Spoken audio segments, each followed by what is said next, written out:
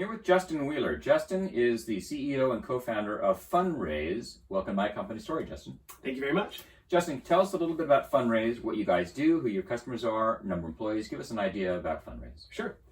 So Funraise is a software company based here in Long Beach, California.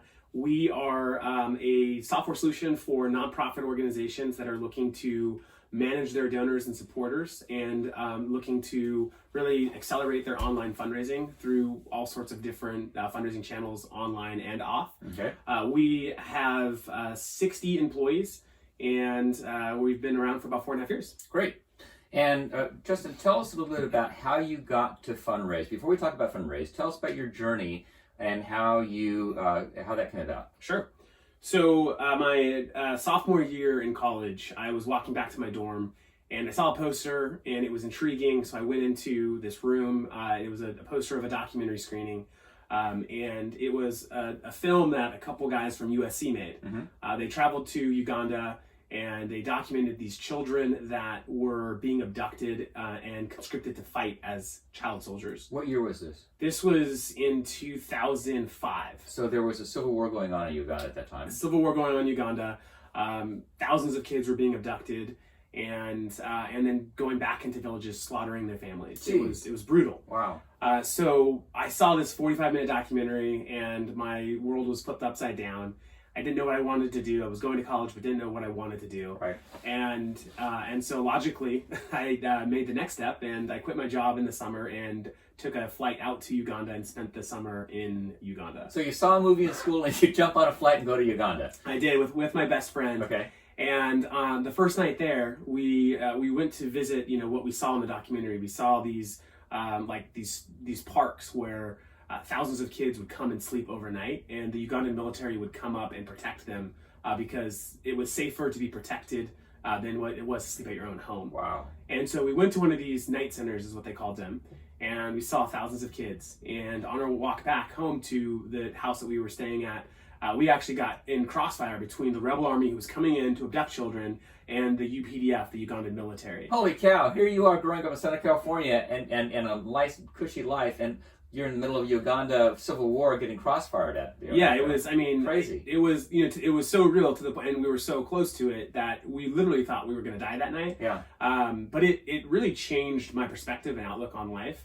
This is something that many of these kids never knew any different. Right? Right. This has been going on. That's their life. They don't know exactly. differently. Yeah. Over 12 years at this time. And right. So when we came back to the States, I went back to those filmmakers, said, hey, we want to do something about this. We actually want to help these kids, put them in school, whatever it would take. And so over the next 5 years, I spent building up an organization called Invisible Children. Mm-hmm. And today is most known for a campaign we launched in 2012 called Kony 2012. So again, Kony 2012. Okay. And it was a 30-minute documentary with the goal of making Joseph Kony famous. And the goal was 500,000 views in 1 year. Now, who is Joseph Kony? Joseph Kony is the leader of this rebel army. He's the bad guy. He's the bad guy. He's the bad guy. Okay. Very bad, and is the reason why this conflict has continued for so long. It's Africa's longest running war. Wow. And so we put a documentary out. And in 6 days, it was viewed by 100 million people. 100 million people saw this thing. It was the most viral video on the internet. Wow. At the time. That was in what, 2012? 12. All right. President Obama at the time tweeted about it. Wow. Every major A-list celebrity tweeted about it. It caught the attention of America. Okay. And millions of dollars were raised during that week, and it was eye-opening. And so.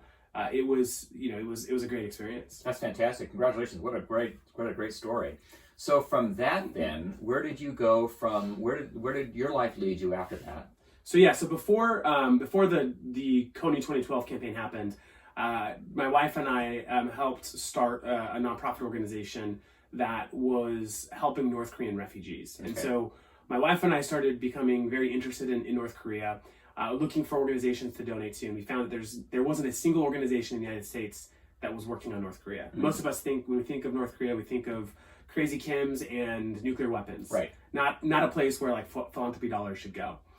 So we took another trip and went this time to the border of North Korea and China. This was 9 months after we got married. So Nice my father-in-law still hates me for this. But we went to the border of North Korea and China, spent 2.5 months, and met dozens of North Koreans that were in hiding in China. And I say in hiding because the Chinese government doesn't allow them in their country, and North Koreans aren't allowed to leave their country. Wow, but these individuals actually did leave North Korea. They left North Korea for food, for protection, and if they were caught, the Chinese government would repatriate them back to North Korea. And depending on like what they got access to, they could be executed for leaving their country. They definitely would spend time in re-education camps, political prison camps in North Korea. Wow. So you met these guys, thousands of them, right, that are in China now and hiding out from the Chinese and hiding from North Koreans. Yeah, and the problem is a lot of women are actually being trafficked because they have zero rights in China. They're being sold to Chinese farmers because there's a shortage of marriageable women in China. Oh, right, I've heard that. And so you see a lot of North Koreans that are basically forced to marry these men, and it just becomes a very complicated problem. So what do you and your wife do? You're standing on the border out there. You're seeing this problem. What do you do? We met this 21-year-old girl who, at the age of 12, was sold to the Chinese man and has wanted to escape since the very first day of stepping foot in China. She asked us if we could help. Came back to the United States, and we decided that we were going to create an organization that was going to help North Korean refugees escape China into Southeast Asia. So it's about a 3,000-mile journey, and to make it so that they could get the proper paperwork to legally resettle. Wow. And so this is using this what's known today as the modern day Underground Railroad. We would help North Koreans. We would smuggle North Koreans out of China, traversing almost the entire country, using all modes of transportation, hiking through jungles in Southeast Asia. And then finally, we would go to this undisclosed country that we don't disclose publicly for security reasons.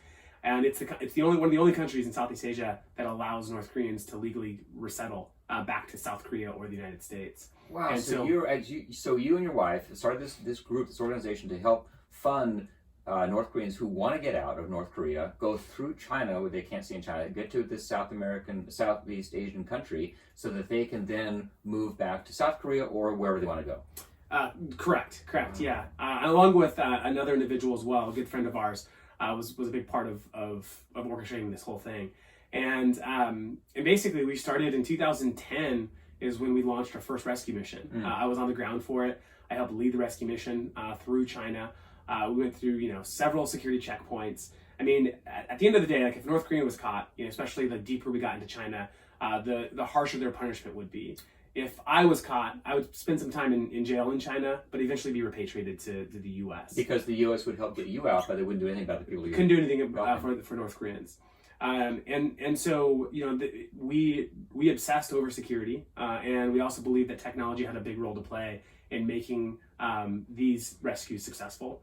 So we built a rescue app, and over the course of about 5.5 years, we rescued over 1,000 North Korean refugees. Wow, congratulations. So you've rescued over 1,000 North Koreans because of your efforts to get out of North Korea and move somewhere else. That's right. Fantastic. That's right. Congratulations. So then now tell us now about Funraise. How did you move from that experience into this company called Funraise? It's a for-profit company, right? Correct. Yeah, it's a for-profit company. But basically, day one in the nonprofit space, nonprofit employees, nonprofit workers have to oftentimes think of creative ways to run a business with their hands tied behind their back. There's a lot of obstacles nonprofits have, whether that's the ratio of how much money should go towards programs versus operations, and most nonprofits are underfunded. We took a different approach. We basically became a very grassroots funded organization. And so we utilized technology for most of the dollars we raised were given online. 10 years ago, that was not something that was very common in definitely in the nonprofit space. And we always had these very complicated and complex systems that we would have to build, whether it was proprietary or jerry-rig a couple different systems together to achieve kind of the end result we were looking for.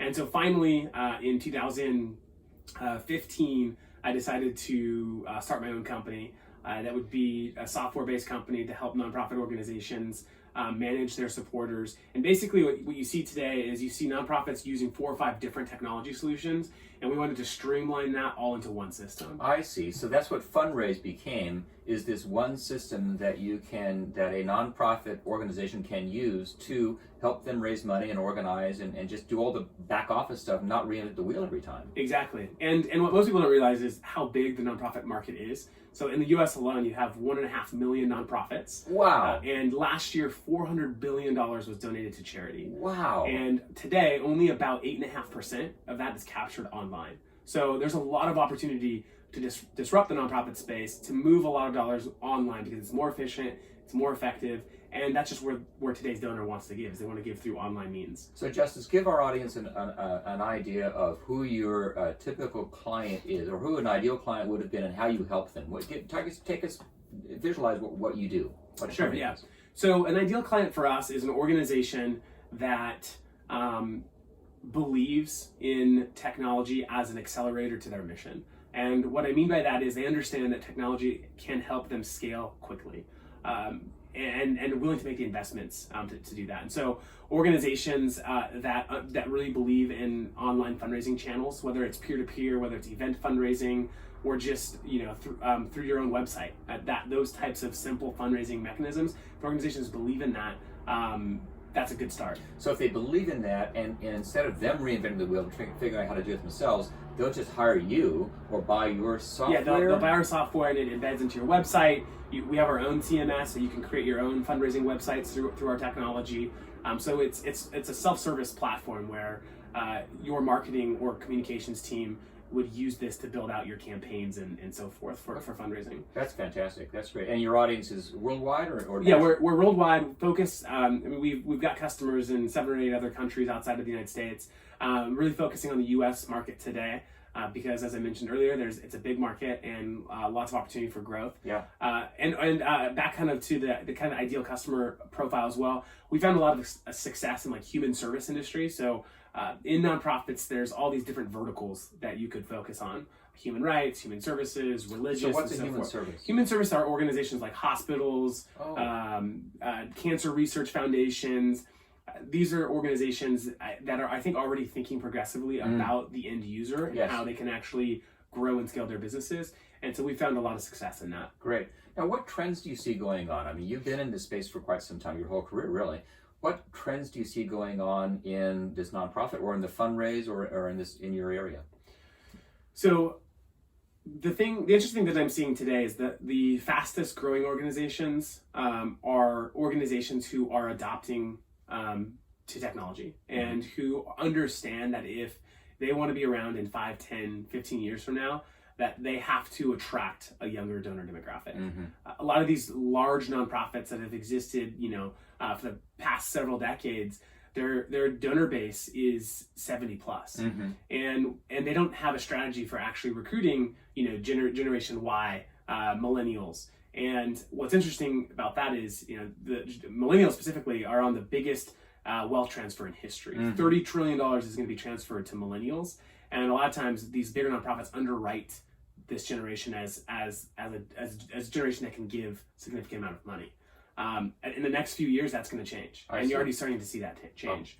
And so I think organizations need to adopt to technology so that they can attract this new generation of donors that a lot of organizations have had a hard time actually attracting. And that's what Funraising, your company, does. It plugs right into that leading trend of tapping into that market. Exactly. It's we create experiences for donors that they're familiar to having on the internet, right? If you purchase a Netflix account, if you buy something off Amazon, right, we're all doing that today. Our software, think about our software like that, but for nonprofits, attracting young donors to the organization. That's great. Justin, on this show, a lot of business owners are listening who are running companies and have raising money, and thinking about doing it. You've gone through all that. You've gone through Series A funding. Can you talk to the business owners and CEOs who may be listening about some of the challenges that you have faced and how you've overcome them? Sure. Yeah, I mean, in specifically in software and technology, you have 2 paths. You have the venture-backed path, or you have the bootstrapped path. And at the end of the day, you have to make a decision which route you're going to take. And I think for us, we looked at the market, right? We have a competitor that's $1 billion company in our space, and we saw this as an opportunity as a market where we could grow fast and where we could scale the business. And to do that, it would be more advantageous for us to raise capital. So we've raised about $15 million in venture capital, and that comes with expectation. That comes with the expectation of growth, of scale, and sometimes and it could be at all costs. And so the challenges that our company has had to face is how do we as a company that's I would say is in we're in a space where we're a for-profit company, but we're helping nonprofits. Right. So a lot of people that work on our company, they sometimes feel like Funraise could be a nonprofit because of our clientele, right? You walk into our office and you have these pictures of amazing organizations doing amazing things around the world, and it's not your normal kind of tech startup. But your office. Employees feel good about doing some very, very good things in the world. Yeah. But at the same time, we have to grow, right? We have to scale. We have expectations. We have to be profitable. We have expectations from these investors, and so it's been managing that expectation with the expectation of our staff, of business decisions that we need to make to get the company to the next level. Sometimes won't always align with your early founding staff members, right? People who were there before there was any capital in the business, maybe when it did feel more like a nonprofit because there were no outside investors and you could do whatever you want with the company. And so I think the challenge has been post-funding is how do you maintain a really positive culture? How do you return the investment that your stakeholders are eventually looking for in a specific period of time? And how do you do all of that without compromising the integrity of how you want to run a business and how you want your business to be seen by your employees and outside stakeholders and so forth. Interesting, yeah. So as you grow and as you've raised money, you have to be accountable to those people who gave you the money, and your employees have to get on board with that, and yet still maintain the nature of working with nonprofits and doing good in the world. How do you do that in a capitalistic environment? Yeah, I mean, I think traditionally what you see, at least in bigger corporations, is it's always been about profit over the people. And I think that you can run a really big business that's highly profitable, but focus on people over profit still. And that's what you're doing. And that's what we're doing. And that's what we're aiming to. I think we can always get better at it. But I think that, for me, scaling the business should not come at the cost of hurting your employees. Right. And so, with that said, we're a startup. We have our challenges. We're going to have our setbacks. We're going to have our ups and downs. But for me, that's the focus. And to be able to align that with investors who also believe that, I think is important. Is key. That's fascinating, Justin. So what lessons would you want to pass along to other business owners that may be listening? What have you learned along the way? Yeah, so that's a good question. So I think, along the theme of funding, I think for me, I wish that every time you raise funding, the company gets valued, and that value is usually early on is not really based on, it's a multiplier on your revenue, right? So it's not what your actual revenue is, and so when you get to the next round, so Series B in our case. You have to ensure that you've scaled the business to the next metrics to raise a Series B or a Series C. So what you see oftentimes is companies will overcapitalize and raise at a high valuation, take in a bunch of money, and not either get to a Series B or have to have a down round, and it hurt all shareholders. Most of the people hurt from that are your employees who have stake in the company because they get majorly diluted. And so I think what I would have told myself 2 years ago when we raised funds was to really think about the future of the next several rounds, and is what we're raising at today realistic for us to achieve at the same level of multiple, in a Series B round, for instance. So fascinating. So in other words, you would have told yourself 2 years ago that, hey, don't be so much going for the biggest valuation you can get and as much money in Series A. Think about where Series B and Series C will be, and then kind of play your move with Series A funding, thinking about where you want B and C to go and how that will all play into effect. Exactly. Yeah, it's the two things I wish I would have asked myself more is, do we need this much capital, to run the business for the next 1 year or 2 years? And is this valuation realistic for us when we come time to raise for Series B, right? Those are the two questions I wish I would have spent more time thinking through. Not necessarily because it's made it harder to raise a Series B. Like the company has grown and the company is scaling in a very nice way. But there was a lot of stress in the last 18 months, right? Mm-hmm. When you take on that amount of funding and you go from 5 employees to 60, it's a lot of stress. It's a lot of pressure, right? You are burning a lot of capital every month with the future promise that this company is going to be profitable someday. And there's a lot of variables that you can't control or you don't know. So I'm for it. We put together a really exceptional team, and we've grown at like some pretty incredible rates, but potentially could have been less stressful with less cash in the beginning. And so that's like I don't know if I would have maybe changed anything, but maybe thinking through that more, getting more outside advice could have been interesting. That's great. That's great advice to pass along, Justin. You are one busy guy. It sounds like with the money you've raised and what you're doing with Funraise, you're still involved with the North Korean movement. Yep. So I'm the chairman of the board at Liberty North Korea. They're based actually also in Long Beach. Their office. Also have an office in Seoul, South Korea, but very much still involved with Liberty North Korea. And the Uganda operation, that's still going on? That's still going on. It's a small team today based out of DC, working exclusively on policy on the issue. Great, fantastic. Well, congratulations on all you've done in such a relatively short period of time. Justin, if anyone listening wants to get a hold of you, what's the best way to do that? So a couple different ways. One, you can find me on LinkedIn. So it's Justin Wheeler should come up. You can email me, justin@funraise.org. Funraise, there's no D, so FUNRAISE.org. And then call or text, 562-242-8160. Great. Justin, thanks so much for being on the show. Fascinating story, and look forward to hearing about your future endeavors. Thanks so much for having me. Appreciate it. Okay. Hey, thanks for listening to My Company Story. We have new episodes coming out every week, so please subscribe if you like this. And if you'd like to hear previous episodes, you can go to mycompanystory.com or wherever you listen to your podcasts. Also, if you or someone you know would be interested in coming on the show, please email me at don@burge.com. Thanks for listening.